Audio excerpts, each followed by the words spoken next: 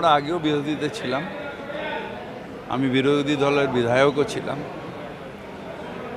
সরকারে ছিলাম, যতটা সম্ভব মানুষের জন্য কাজ করেছি। আবার এখন বিরোধী দলের বিধায়ক, সে তার অনুযায়ী যে কাজটা আমাদের দরকার, মানে সরকারের ভুল ধরিয়ে দেওয়া, গঠনমূলক বিরোধিতা করা, সেই কাজটা নিশ্চিতভাবে আমরা করব। এতদিন ধরে 15 বছর ধরে আপনি মন্ত্রিত্ব সামলেছেন, এবার বিরোধী দলের পরিষদীয় দলের মুখ্য সচেতক, এই ট্রান্সফরমেশনটা কীভাবে দেখবেন? লাইফে সবসময় ট্রান্সফরমেশন হতে থাকে। আগে আমি ছেলে ছিলাম, পরে স্বামী হলাম, তারপরে বাবা হলাম। তো লাইফ তো ট্রান্সফরমেশন লাইফে হতেই থাকে। এই ট্রান্সফরমেশন আছে, এরপরে আবার ট্রান্সফরমেশন হবে, আর সেই শুভ আশাতেই মানুষ বেঁচে থাকে। নিশ্চিতভাবে আমাদের যেটা কাজ, মানুষ আমাদের যে জন্যে ভোট দিয়েছে, সেটা হচ্ছে যে মানুষের যে কাজ, সেই কাজগুলো যাতে করে সেটা দৃষ্টি আকর্ষণ করা, সরকারের কাছে বলা, এবং মানুষের ভালোর জন্য যে কাজগুলো তুলে ধরা যায়, ইস্যুগুলো, সেগুলো নিশ্চিতভাবে তুলে ধরা। বিধানসভায় বিরোধী দলের হিসেবে তারা যখন ছিলেন তখন তাদেরকে কাজ করতে দেওয়া হয়নি, কিন্তু পরবর্তী যে বর্তমান যে বিরোধী দল থাকবে তাদেরকে সব রকম সুবিধা দেওয়া হবে, সব রকম মর্যাদা দেওয়া হবে। ভালো, দেখি। বলছি যে বিধানসভায় লাইভ সম্প্রচারের ইঙ্গিত দিয়েছেন মুখ্যমন্ত্রী শুভেন্দু অধিকারী, যে কোনো কিছু গোপনীয়তা থাকবে না। এই বৃক্ষ তোমার নাম কি, ফলেনি পরিচয়। বিধানসভায় লাইভ সম্প্রচারের ইঙ্গিত মুখ্যমন্ত্রী। ভালো ভালো, আমি এটা নিয়ে কী বলবো? এটা তো একটা যে মুখ্যমন্ত্রী না, মানে যে স্পিকার হবে তার সিদ্ধান্ত, তার যে সিদ্ধান্ত হবে সেটা নিয়ে আমি নতুন করে কি বলতে চাই না, সেটা আমার কোনো বক্তব্য নেই। তার কারণ হচ্ছে যে, আসসালামু আলাইকুম, টাকার কাছে আমাদেরকে অনেক কিছুতে নথি স্বীকার করতে হয়েছে, পিছু হতে হয়েছে। এমনকি আমার আম জনতা উন্নয়ন পার্টির প্রার্থী তালিকায় নাম ঢোকানোর পর এই কলকাতা শহরের আশপাশে হাওড়া, হুগলি, 24 পরগনা 39টা প্রার্থীকে প্রতীক জৈন এবং সুমিত রায় আর অভিষেকের নির্দেশে পারচেজ করা হয়েছে।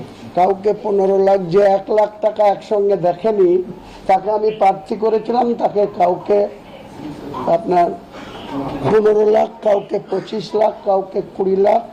আর আমার পাশে বসে আছে আমাদের প্রেস সচিব কামাল হোসেন, ওনাকে কি বলেছিল ভোটের 8 দিন আগে, ওনার নিজের মুখে শুনে নেবেন। প্রতীক জৈনরা ডেকে অভিষেকের নির্দেশে ওনাকে কি প্রস্তাব দিয়েছিল উনিই বলবে, আমি বলবো না। আমি একটা বিষয় সেটা হচ্ছে যে মমতা বন্দ্যোপাধ্যায় এই মুহূর্তে রাজ্যের মুখ্যমন্ত্রী নেই, কারণ গভর্নর তিনি মন্ত্রিসভা ভেঙে দিয়েছেন, সরকার ভেঙে দিয়েছেন। কিন্তু এখনো দেখা যাচ্ছে যে সোশ্যাল মিডিয়াতে মমতা বন্দ্যোপাধ্যায়, সেখানে অনারেবল চিফ মিনিস্টার লেখা রয়েছে, এবং তিনি বলছেন যে আমি অফিসিয়ালি কোনো পদত্যাগ করবো না, কারণ আমি তো হারিয়ে। দেখুন, এত নির্লজ্জতা হতে পারে একজন মহিলা, এটা গোটা বাংলা না, গোটা ভারতবর্ষের মানুষের মাথা হেঁট হচ্ছে। সংবিধানকে যদি ন্যূনতম সম্মান কেউ করে, তাহলে আমিও মন্ত্রী ছিলাম। 28শে ফেব্রুয়ারি 2013 আমার রেজাল্ট হয়েছিল, আমি হেরে গিয়েছিলাম। 1 মার্চ এসে আমি রিজাইন দিতে চেয়েছিলাম মুখ্যমন্ত্রীর কাছে, টেবিলে গিয়ে, তখন তিনি রাইটাসেই বসতেন। তারপরে গিয়েছে নবান্ন, তো উনি আমাকে বললো, না তুমি কন্টিনিউ করো, তুমি থাকো, তুমি মেয়ের 20 তারিখ পর্যন্ত থাকতে পারবা। তার জন্য এপি চ্যানেল থেকে আমাকে অনেক অপমান করা হয়েছিল। রাজ্যের বিরোধী দলনেতা তৎকালীন ডক্টর সূর্যকান্ত মিশ্র আমাকে অনেক কিছু বলেছিল, কিন্তু তবু আমরা লজ্জার মাথা খেয়ে তখন এই মুখ্যমন্ত্রীর কথা শুনে আমি হেরে যাওয়ার পরেও 2.5 মাস মতো মন্ত্রী ছিলাম। কিন্তু এতটা নির্লজ্জ হতে পারে একজন, এতটা ক্ষমতালোভী হতে পারে, এতটা রক্ত পিপাসু হতে পারে, এটা ধারণার বাইরে ছিল। হ্যাঁ, আমি তো রিজাইন দিয়ে দিতে গিয়েছিলাম।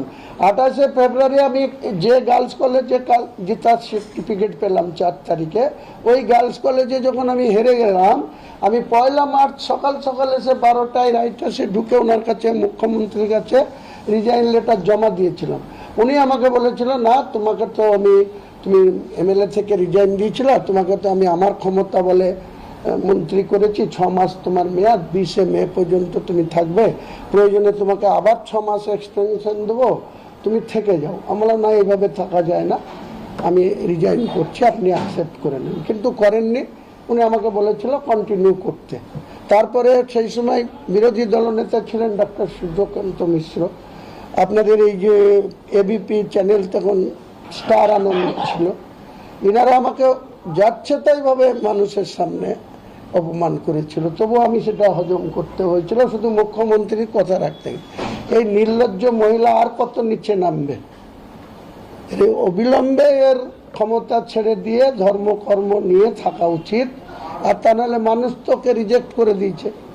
আর অভিষেকের এত বাহাদুরি, ও আমার বিরুদ্ধে অনেক কিছু বলে এসেছিল 29শে মার্চ নওদায় গিয়ে, বলেছিল যে সাইনা মমতাজ প্রার্থী না, অভিষেক বন্দ্যোপাধ্যায় নওদায় প্রার্থী। আর মমতা ব্যানার্জি বলে এসেছিল যে এখানে আতাউর রহমান প্রার্থী না, মমতা ব্যানার্জি প্রার্থী। তাহলে দুজনকেই আমি হারিয়েছি, এটার মধ্যে যে আনন্দ, এই আনন্দ আমি 43 বছরের রাজনৈতিক ক্যারিয়ারে কোনোদিন পাইনি। আর ভারতবর্ষের বড় বড় রাজনীতিবিদ, একদিকে ভারতবর্ষের প্রধানমন্ত্রী মোদিজি 2টো সিটে লড়াই করে জিতেছিলেন, রাহুল গান্ধী 2টো সিটে লড়াই করে এমপি হয়েছিলেন, আর পশ্চিমবাংলার রাজনীতিতে হুমায়ুন কবির আর শুভেন্দু অধিকারী 2টো সিটে লড়াই করে জিতেছে। এর থেকে রেকর্ড আর কি হতে পারে রাজনীতির ক্যারিয়ারে? এটা আমার মনে হয় গোল্ড মেডেলিস্ট পাওয়ার মতো ক্যারিয়ার। মহেন্দ্রা, তামিলনাড়ুতে আমরা দেখলাম বাসি চিহ্ন নিয়ে সেখানে বিএনপি সরকার পরাস্ত হয়ে গেল, এখানে বিজেপি সরকার এলো। আপনি যখন নির্বাচনে আপনার দলের যখন দাঁড়িয়েছিল আপনার লোকজনরা বাসি চিহ্নে, সেখানে অনেকেই ছেড়ে দেয়, মাঝপথে তারা সরে আসে, এবং আপনি বলেছিলেন যে আপনি উপমুখ্যমন্ত্রী হবেন। আপনি নিজে জিতেছেন 2টি সিট থেকে, আপনি উপমুখ্যমন্ত্রী হওয়ার কথা বলেছিলেন, কিন্তু এখন নতুন সরকারে আপনার ভূমিকা কি থাকবে? আমি অপোজিশনে বসবো। দেখুন, আমি আমার নতুন দল করে আমি মানুষের কাছে আমার গ্রহণযোগ্যতা প্রমাণ করার জন্য, বা আমি বাংলার রাজনীতিতে একটা উল্লেখযোগ্য ভূমিকা পালন করার জন্য নিশ্চয়ই বলেছিলাম। আমি যে কথা বলি সে কথা কোনোদিন অস্বীকার করি না। আমি আমার কর্মীদের, আমার দলের প্রার্থীদের বা আমার দলের সাধারণ বুথের কর্মীদের চাঙ্গা রাখার জন্য আমি এই কথা বলেছি। যে কোনো রাজনৈতিক দলই এরকম বলে থাকে। 2021 সালের নির্বাচনে দেখুন, এই ভারতবর্ষের প্রধানমন্ত্রী মোদিজি, এই অমিত শাহজি তখন কিন্তু ইসকে বার 200 পার বলেছিল, তারা 77তে এসে থেমে গিয়েছিল। রাজনীতিতে সব হয়। আমি বলেছিলাম, আপনাদের কাছে আজকে সেই কথা প্রত্যাহার করে নিচ্ছি, বা বলতে পারেন যদি মানুষ কেউ ভুল বুঝে থাকে আমাকে, আমি ক্ষমা চেয়ে নিতে রাজি আছি, কিন্তু রাজনীতি আমি করব। আগামী দিনে আমার টার্গেট মুর্শিদাবাদের 3টে সিটেই তৃণমূলকে হারানো, এবং আম জনতা উন্নয়ন পার্টির আমি বহরমপুরে লড়ব, এবং মুর্শিদাবাদ কেন্দ্রেও আমার দলের প্রার্থী দেব, এবং জঙ্গিপুরও 3টে সিটে আমি জিতে দেখাবো। ন্যাশনাল পার্টি আগামী 2000 লোকসভা নির্বাচনের পরে আমি এই অর্জন করবই। আগামী দিনে তিস্তর পঞ্চায়েত নির্বাচন, যারা বসে আছে সব চোর। আমি মুখ্যমন্ত্রীকে বললাম কয়েকটি কথা বলবো, আবেদন রাখবো, উনি রাখবেন কি রাখবেন না ওনার ব্যাপার, কিন্তু আমি প্রথমেই বলবো যে 2022 সালে পৌরসভা